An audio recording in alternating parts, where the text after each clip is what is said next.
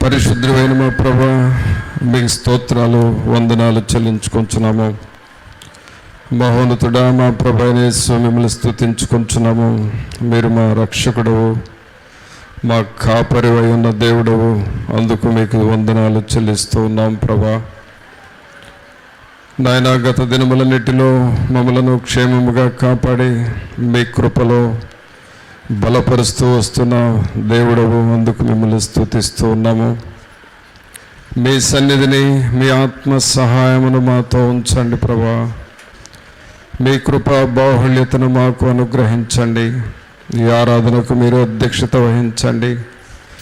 మా ప్రియమైన యేసయ్యా, మిమ్మల్ని స్తుతిస్తూ ఉన్నాము. మీ సన్నిధిని, మీ ఆత్మ సహాయమును మాకు అనుగ్రహించండి. ఈ ఆవరణమంతటిలో మీ సన్నిధిని ఉంచండి నాయన. మీ సన్నిధిలో పాల్గొనుచున్న ప్రతి ఒక్కరూ నాయన మీ యొక్క ప్రభావమును, మీ వెలుగును పొందుకుని వారిగా చేయమని వేడుకుంటున్నాము. పరిశుద్ధాత్ముడా, తండ్రిని ఘనపరచుటకును, రక్షకుడైన యేసుక్రీస్తును మహిమపరచుటకును, పరిశుద్ధాత్మని స్తుతించుటకును నాయన మీ సహవాసములో మేము ముందుకు సాగుటకును సహాయం చేయండి. దేవుని జీవాత్మ, మీకు స్తోత్రాలు వందనాలు చెల్లిస్తూ ఉన్నాం. ఈ సమయాన్ని మాకు ఆశీర్వాదకరంగా చేయండి. ఈ ఆరాధనకు మీరు అధ్యక్షత వహించి మీరే సమస్త విషయములలో మహిమ, ఘనత, ప్రభావాలు ఆరోపించుకొనమని నజరేయుడైన యేసు నామమున అడిగి వేడుకుంటున్నాం తండ్రి. ఆమేన్. మన ఆరాధన గీతం నుండి 171 పాడు పాడుకున్నామండి. నడిపించు నా నావ నడి సముద్రమున దేవ. నడిపించు నా నావ నడి సముద్రమున దేవా, నవ జీవన మార్గమున నా జన్మ తరింపా.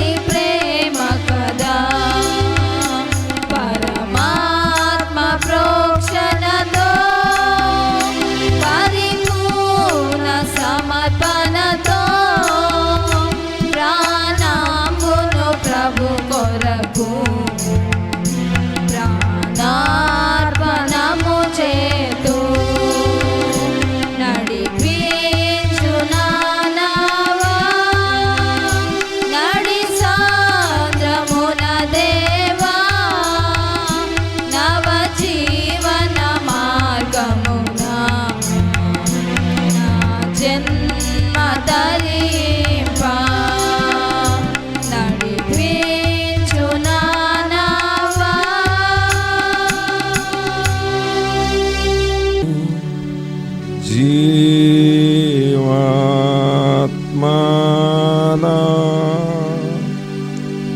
మీదికి రాము. దేవుని జీవాత్మానా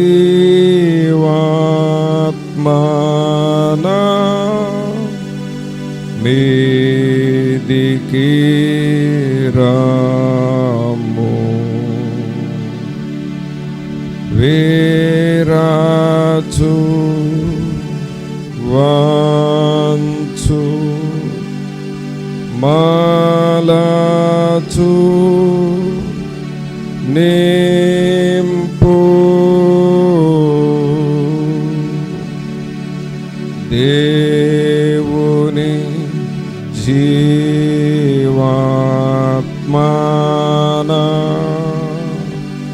మీదికి రాము.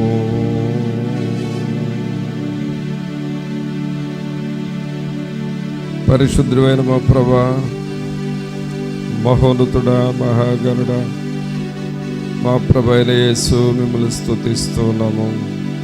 మీరు మా ఆరాధ్య దైవము. మీకు స్తోత్రాలు, వందనాలు చెల్లిస్తున్నాము.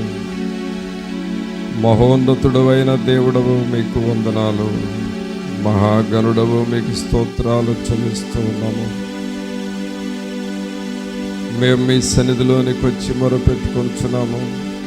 మీ సహాయము కొరకు మేము వేడుకొనుచున్నాము ప్రభా. మీ కృప, మీ సన్నిధి మా అందరితో ఉంచండి. మీ వాక్యము దగ్గరకు వస్తూ ఉన్నాము. మీ వాక్యము ద్వారా మాతో మీరు మాట్లాడండి. మా మనస్సులను మీ వైపు త్రిప్పుకొనండి. మీ ఆత్మచేత మమ్మలను సంధించమని నజరేయుడైన యేసు నామమున అడిగి వేడుకొంచున్నాము తండ్రి. ఆమేన్. మంచిది పిల్లరా, దేవుని వాక్యం చూసుకుందాం. నిర్గమకాండము 8వ అధ్యాయము.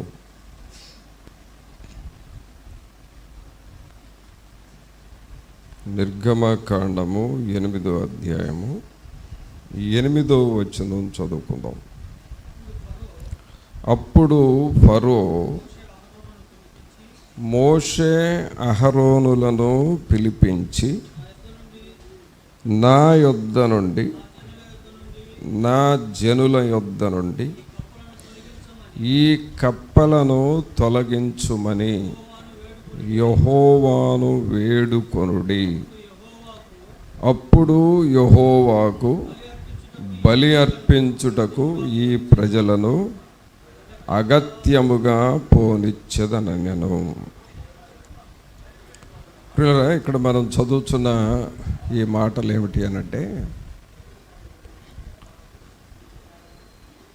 ఐగుప్తు దేశములో జరిగిన సంఘటన చూస్తున్నాం. ఐగుప్తు దేశములో ఒకప్పుడు ఐగుప్తు దేశము చాలా గొప్ప దేశము. అలాగే సంపన్నమైన దేశం, the richest country in the world అనే పేరు ఉంది ఐగుప్తుకి, ఈజిప్ట్కి. అలాగే ఈ ఐగుప్తు దేశంలో టెక్నాలజీ బాగా ఉంది ఆ రోజుల్లోనే.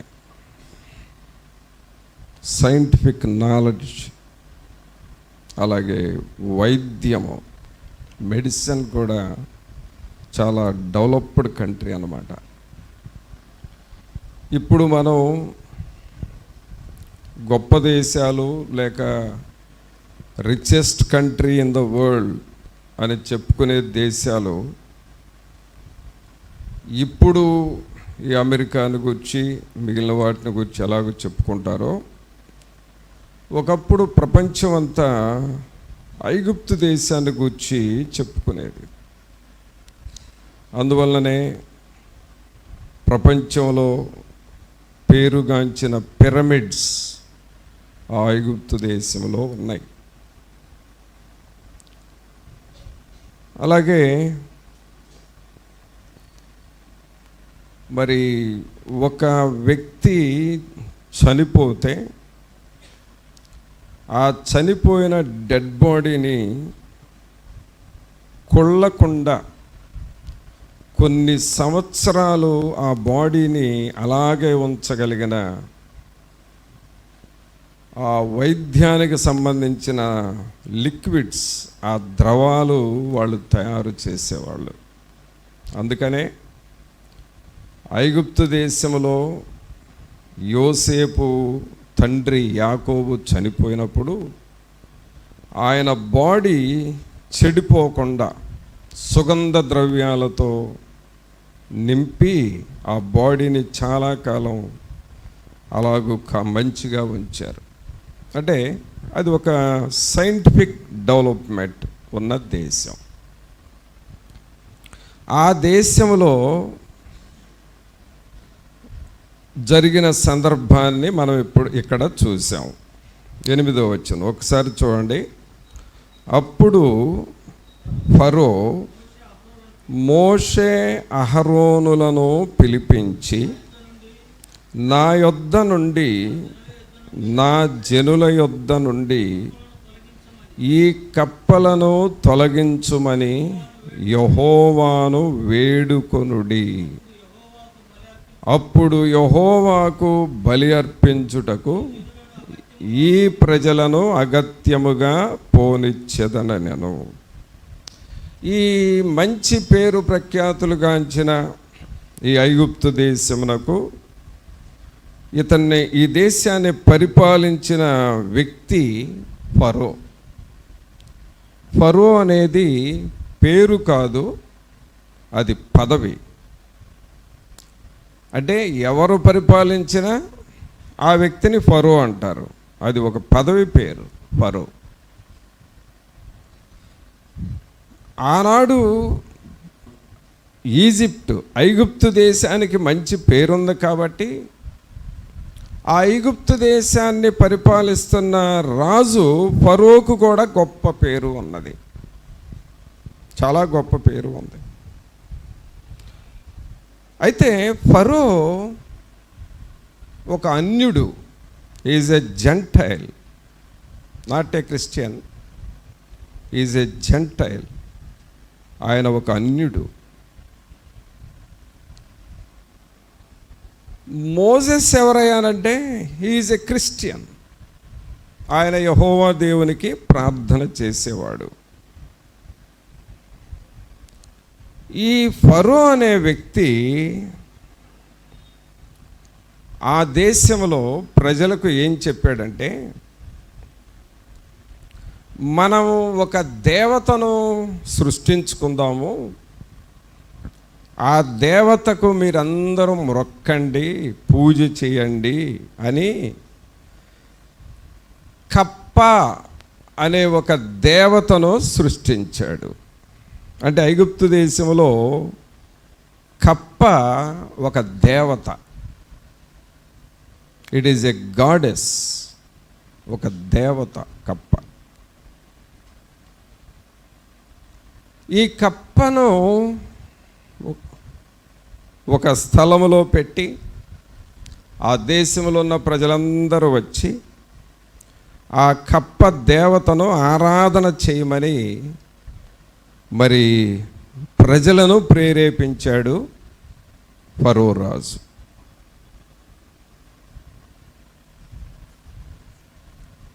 అంటే ఈ కప్పను దేవతగా ప్రేమించారు, భజన చేశారు,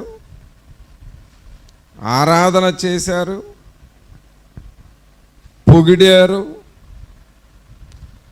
అది ఎక్కడో కాలువలో ఉండేదానిని తీసుకొచ్చి ఇంట్లో పెట్టుకున్నారు. నువ్వే మా దేవతవు, నిన్నే మేము ఆరాధన చేస్తున్నాం, మా ఫరో రాజు చెప్పాడు, అందువలన నిన్ను ఆరాధన చేస్తున్నామని ఇలాగ ప్రజలు కప్పను ఆరాధన చేసే స్థాయికి వెళ్ళిపోయారు. ప్రభునందు ప్రియులారా, అనగా వీళ్ళ మనస్సు నైతికంగా చాలా దిగజారిపోయింది. సరే, ఆ టైంలో మోషేను పిలిచాడు ఫరో రాజు. ఎందుకు పిలిచాడంటే, మీరెటు కప్పల్ని ఆరాధన చేస్తున్నారు కదా, ఇప్పుడు నేను ఆ కప్పల్నే తెగులులాగా పంపించబోతున్నాను ఐగుప్తు దేశంలోనికి అని యెహోవా దేవుడు ఏ దేవతనైతే ఈ ఐగుప్తీయులు ఆరాధన చేశారో ఆ కప్పలనే వాళ్ళ ఇళ్లల్లోనికి పంపించాడు యెహోవా దేవుడు. మరి ఇప్పుడు వాటన్నిటినీ వాళ్ళ దేవతలే కదా ఇంట్లోకి వచ్చింది, వాటిని ఆరాధన చేయొచ్చు కదా. మరి ఒక కప్పనేమో టేబుల్ మీద పెట్టుకొని షెల్ఫ్లో పెట్టుకొని నువ్వే మా దేవతమని ఆరాధన చేసావు. ఇప్పుడు అలాంటి కప్పల్ని చాలా పంపించాడు దేవుడు ఆ ఇంట్లోకి. ఇంట్లో టేబుల్స్ మీద అవే, షెల్ఫ్లో అవే, బీరువా మీద అవే, చైర్స్ మీద అవే, చివరికి పండుకునే బెడ్ మీద అవే, వాటిని ఆరాధన చేయొచ్చు కదా.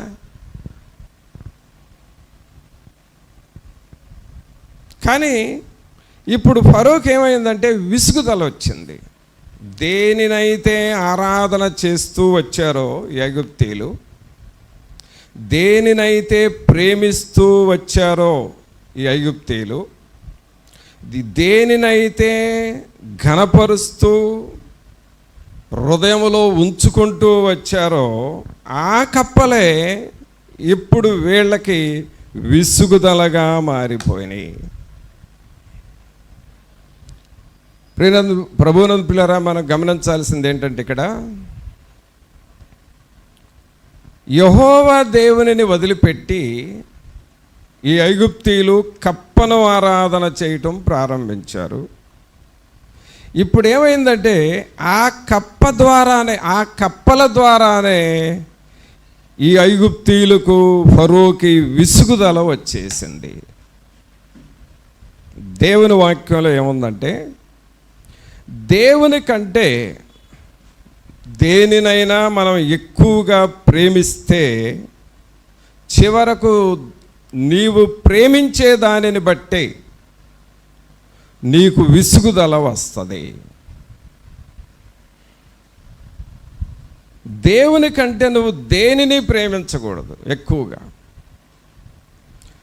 దేవునికి మించి నువ్వేదైనా, ఒక స్నేహితుడైనా, ఒక స్నేహితురాలైనా, లేక ఏదైనా సరే, ఒక పదవైన, అధికారమైన, దేవునిని మించి నువ్వు ఎక్కువగా ప్రేమిస్తే చివరకు అదే నీ జీవితంలో ఉరిగా మారిపోతుంది. It will become a snare in your life. అది నీ జీవితంలో ఒక ఉరిగా మారిపోతుంది.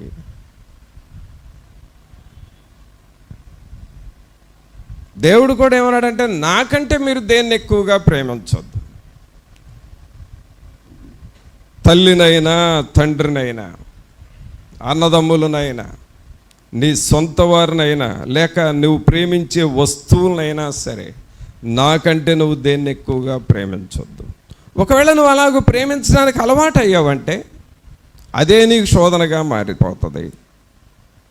అదే నీకు శోధనగా మారిపోతుంది. ఈ ఫరో అన్ని రీతులుగా దేశం గొప్పదే, పెద్దదే, కానీ కప్పను ఆరాధన చేశారు. అందుకనే దేవుడు ఆ కప్పలనే తెగులుగా ఆ దేశంలోనికి పంపించాడు. అయితే గమనించాల్సింది ఏంటంటే, మరలా ఒక్కసారి అందరూ చూసుకోండి బైబిల్లోకి. ఇక్కడ ఈ పాయింట్ మనం గమనించాలి. 8వ వచనం చూడండి. అప్పుడు ఫరో మోషే అహరోనులను పిలిపించి, నా యొద్ద నుండి, నా జనుల యొద్ద నుండి ఈ కప్పలను తొలగించుమని ఒక్క నిమిషం అక్కడ ఆగండి కొంచెం. ఏమంటున్నాడు? నా యొద్ద నుండి, నా జనుల యొద్ద నుండి ఈ కప్పలను తొలగించు. కప్ప వాళ్ళకి దేనికి గుర్తు? దేవతకు గుర్తు. అంటే ఈ కప్పలు అంటే ఈ దేవతలను తొలగించు అంటున్నాడు. దేవతలను తొలగించడం ఏంటి? నువ్వు ఆరాధన చేసావుగా, నువ్వు ప్రేమించావుగా, ఎక్కడో ఆ కాలువలో ఉండేదాన్ని తీసుకొచ్చి నీ ఇంట్లో పెట్టుకున్నావుగా. ఇప్పుడు తొలగించు అంటున్నావేంటి అని అంటే, ఇప్పుడు అది అతనికి ఇబ్బందిగా, శోధనగా మారింది. అది ఇప్పుడు శోధనగా మారింది.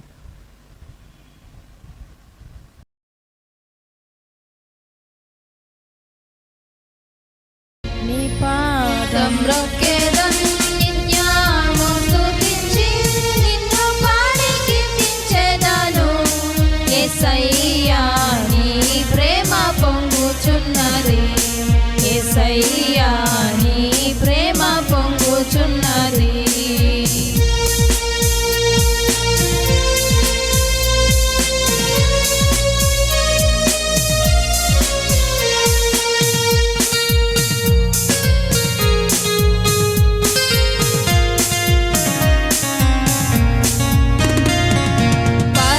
పరిశుద్ధమైన పరవశమే పరమా యేసుని కృపవరమే.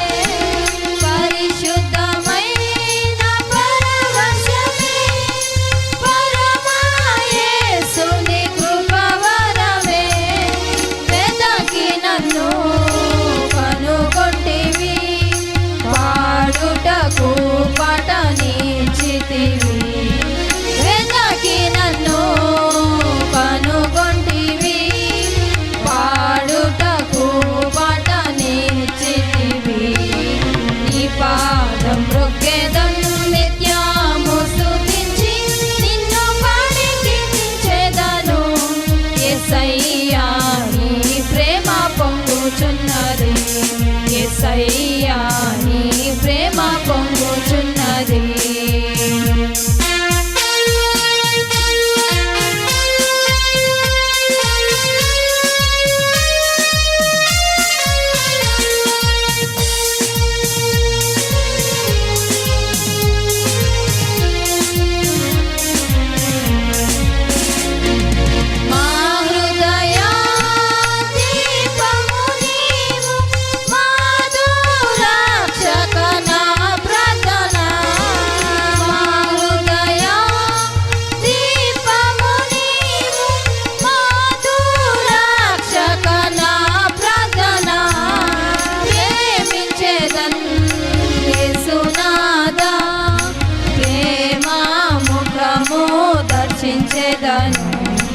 ప్రేమించెదన్ యేసునాదా, ప్రేమ ముఖము దర్శించెదము. నీ పాదం మ్రొక్కెదం నిత్యము స్తుతించి నిన్ను పాడి కీర్తించెదను. యేసయ్యా నీ ప్రేమ పొంగుచున్నది, యేసయ్యా నీ ప్రేమ పొంగుచున్నది.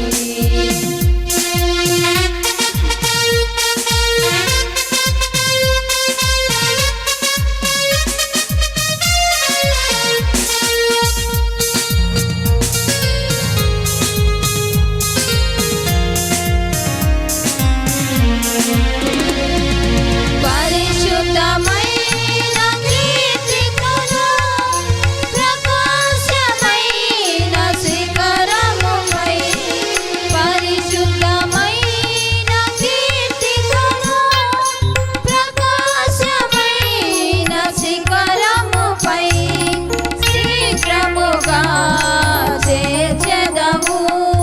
సియోనులో నిన్ను కీర్తించెదను, శీఘ్రముగా చేర్చెదవు. సియోనులో నిన్ను కీర్తించెదను. నీ పాదం మ్రొక్కెదం నిత్యము స్తుతించి నిన్ను పాడి కీర్తించెదను. పొంగుచున్నది యేసయ్యా నీ ప్రేమ పొంగుచున్నది